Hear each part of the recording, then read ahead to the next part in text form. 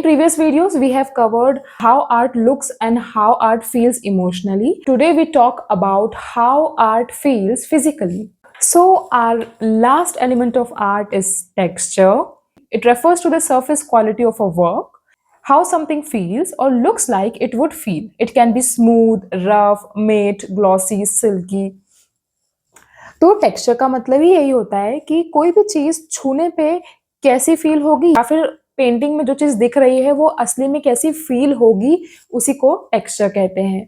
अब टेक्सचर जो होते हैं उन्हें हम दो तरीके से समझते हैं, एक्चुअल वर्सेस एक्चुअल और implied. So actual texture is a texture which you actually feel, मतलब आप कोई भी स्कल्पचर को टच करेंगे या फिर कोई इम्पास्टो पेंटिंग को टच करेंगे तो आप एक्चुअली वो टेक्सचर्स को फील कर पाएंगे टच करके। You can actually touch and feel it.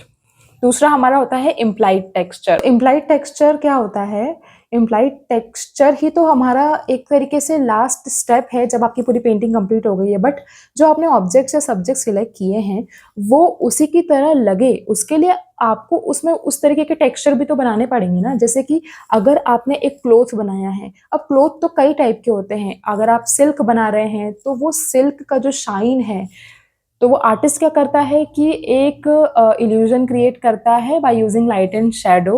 तो वो कपड़ा आप ऐसे टच करेंगे तो वो है surface 2D he, but you actually feel it कि हाँ ये सिल्क का कपड़ा है। उसी तरीके से आप वो कुछ भी अगर बनाता है तो उसमें वो एक फील ले आता है उस टेक्सचर का। This is implied texture. तो ये जो 2D सरफेस पे टेक्सचर का फील लाना, ये एक्चुअली वैल्यूज का ही खेल है। आप जब वैल्यूज को समझ लेते हैं तो आप इजीली एक 2D सरफेस पे उन टेक्सचर को ले आते हैं। तो आप कोई भी पेंटिंग पुराने आर्टिस्ट की भी देख लो, whether it's the rough brush strokes of a Van Gogh और the glassy skin of a Renaissance portrait, texture is what makes it feel real.